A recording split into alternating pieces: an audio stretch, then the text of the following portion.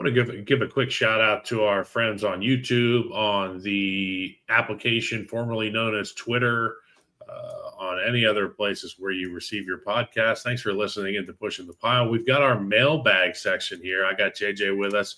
I'm going to go ahead and read. Should go down the list.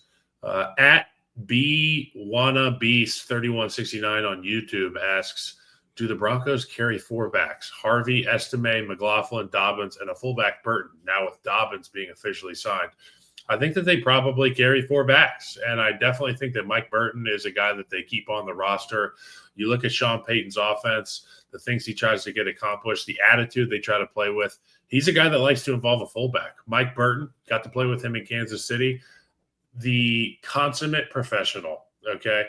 This guy loves football, loves being a silent, lead by example type, is as prepared as anybody, gets the running backs as ready as anybody. So I expect these young running backs in that room to lean on a guy like Mike Burton.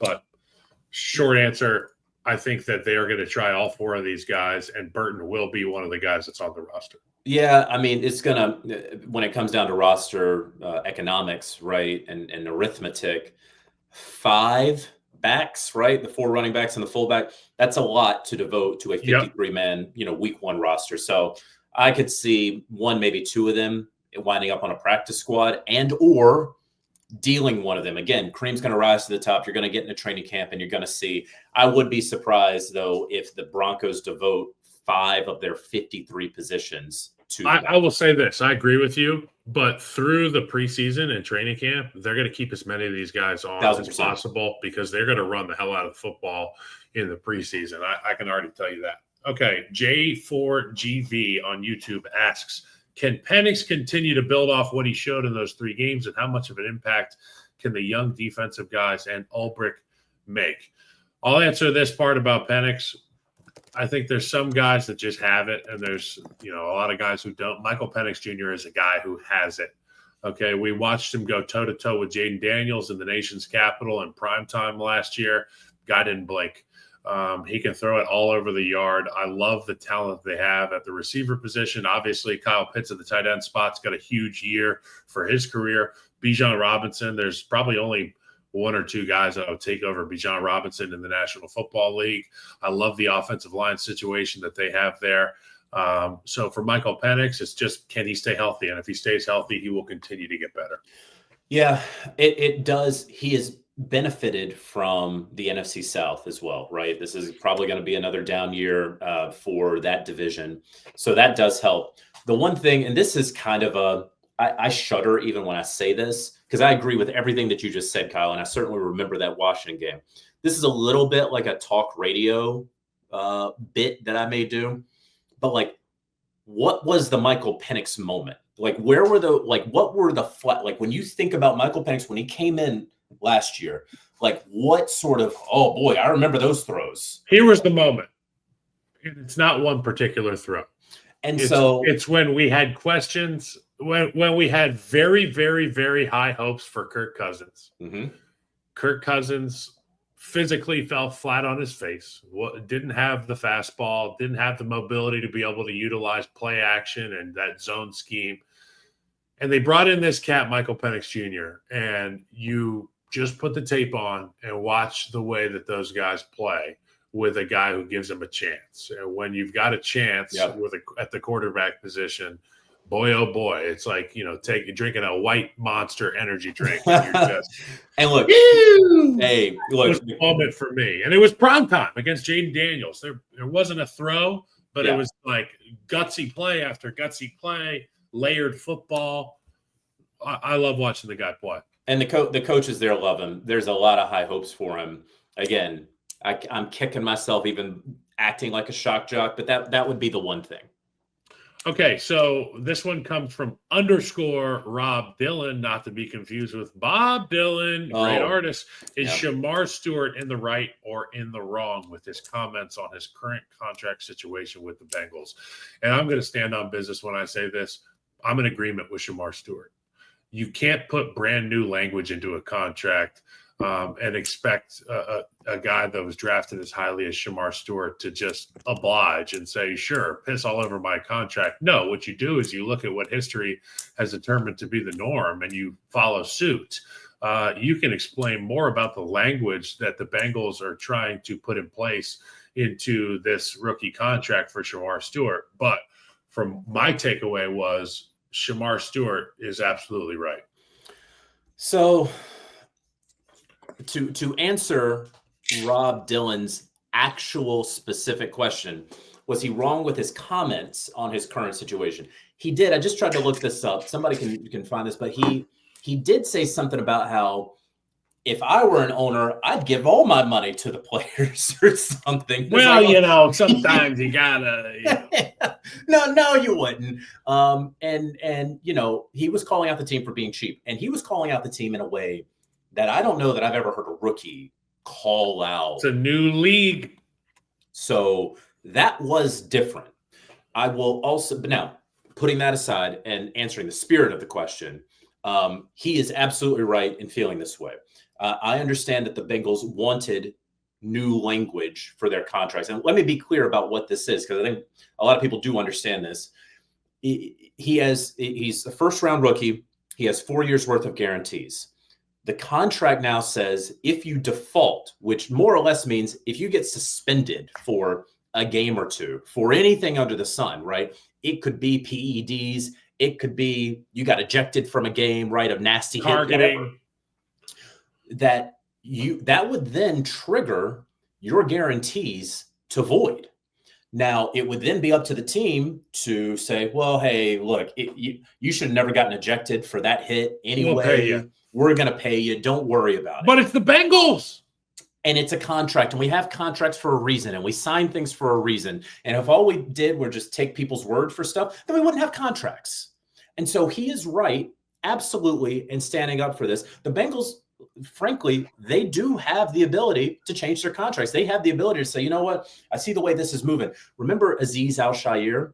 Oh, yeah. The hit that he put on Trevor Lawrence? Oh, yeah. He had something in his contract, Kyle, that said if you got suspended more than 2 games, your guarantee is void. He got suspended 3 games. So he is not making guaranteed money this year for the Houston Texans. Now, the Texans have said, we're going to take care of you. But again, that stuff like that is what Shemar Stewart and his agents and the NFL Players Association are guarding against, and he has every right to do so.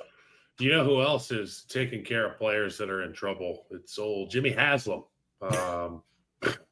And our question here is what a segue, Kyle. Our question here is from Cinematics on YouTube. When's Jimmy Haslam selling the team?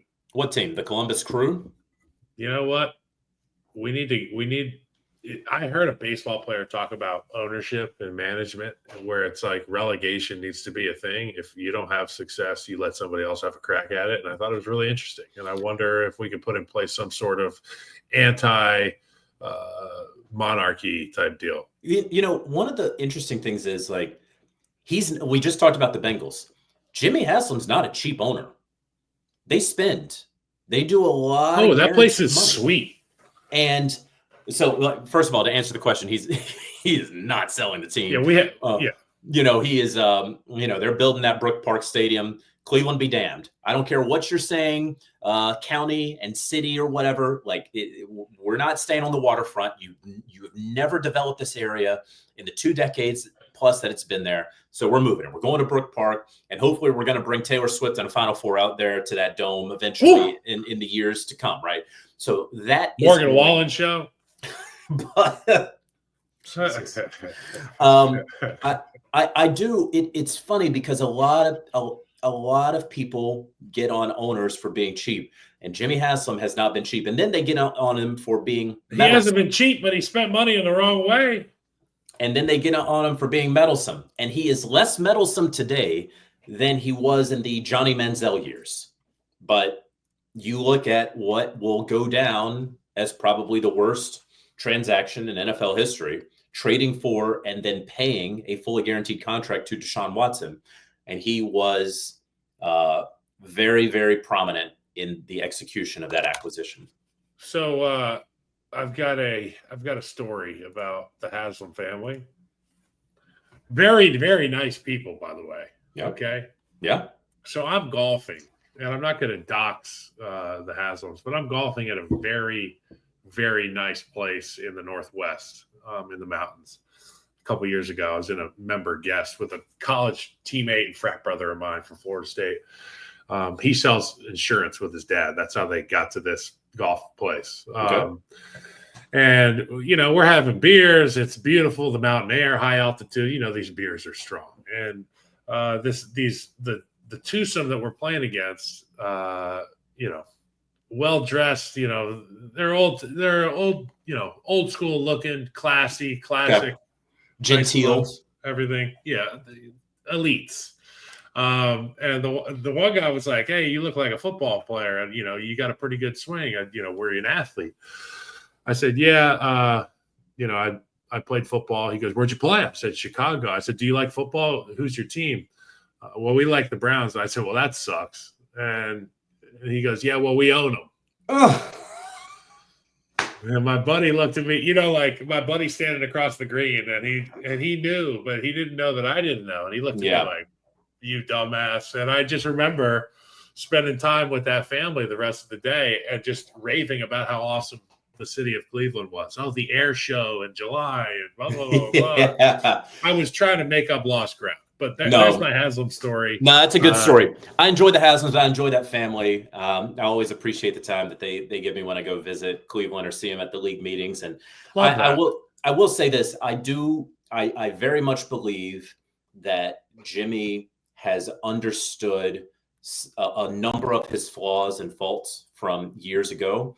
I do believe that he believes in Andrew Berry and his vision for this team and Kevin Stefanski. And we'll see. We'll see if ultimately trading away Travis Hunter for Mason Graham and a slew of picks, because that wins on the trade value chart. Yep. There is no doubt that wins on the trade value chart. If right you now, hit with one other player outside of Mason Graham, then it's like, well, we're great. But if Travis Hunter in 15 years from now is walking across that stage in Canton, Ohio, you lost the trade. Yeah. And now here's another team that will be debating on whether or not they lost the transaction of Sam Darnold getting out of town. Floating Alpacas on YouTube asks, when will you treat Minnesota as contenders? Their ownership and fans clearly view them as such. Why don't you? Surely it can't be because of one player out of 53, right? You are right. Okay? It's a quarterback-driven league. I won't think of the Minnesota Vikings as contenders until I see proof in the pudding. J.J. McCarthy playing quarterback against grown men, being a badass, making plays. Okay? I saw it from Sam Darnold, but he's a salty vet. He's a former first-round pick as well, and he had to prove himself over the course of what seems to be an effing decade to get onto that mountain in Minnesota with Kevin O'Connell. I got to see it from J.J. McCarthy, not only because I haven't seen him in a helmet playing in the National Football League, but because he's recovering from injury as well. Let's not forget that it's not just, is J.J. McCarthy going to be good? Is J.J. McCarthy's knee healthy? Is J.J. McCarthy confident enough physically to stand in the pocket when they get out of shorts and they put pants on and they start hitting each other? What does J.J. McCarthy look like?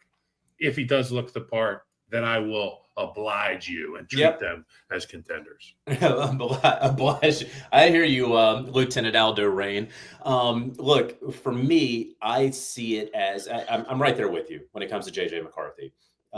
They have built up the interior of that offensive line. They have built up the interior of the defensive line. That is what they went after in free agency. You believe in Brian Flores in this defense, but they just lost Cam Bynum there. And they're going to have to figure out another corner position. Okay, it is all about J.J. McCarthy. Along with that, truly, maybe you feel there's a lot of the taste in our mouths from the last two Vikings games, right? Against Detroit and against L.A. And it's like, well, was it the Scooby-Doo reveal at the end of the season? You take off the mask, it's like, aha, these are the Vikings we always knew they were. Yep. And I don't necessarily feel that way, but because Sam Darnold played a way that we hadn't seen Sam Darnold play over the span of 15 plus games, and because we have never seen J.J. McCarthy play professional American gridiron football, we can't put them in an echelon with the Philadelphia Eagles or with the LA Rams, who they lost to, or with the San Francisco 49ers, who everybody's back and everybody's healthy and everybody's happy. I can't put them there. I can't. Could they get there? I think you and I both agree they could get there. But as it stands today, no, floating alpacas, I can't put them right there. Well, guys, that was a lot of fun. JJ, I always love talking to you. Love listening to you. You look at things in a different lens than I do. As an offensive lineman, I see things in a certain way. You, obviously, a brilliant, Rhodes Scholar type. It's always fun. That's the end of the show. I'm going to be back on Monday. I'm going to be drafting every defense in the National Football League, essentially a fun way to power rank. That's what I'm going to be doing on Monday. Remember to like, comment, subscribe on our YouTube page for everyone listening to the audio-only version. Sup. Make sure you download, follow, leave a 5-star review, and tell your friends to listen and watch the pod. Until next time, JJ, thank you very much. Appreciate you, I'll Kyle. holla. Keep pushing.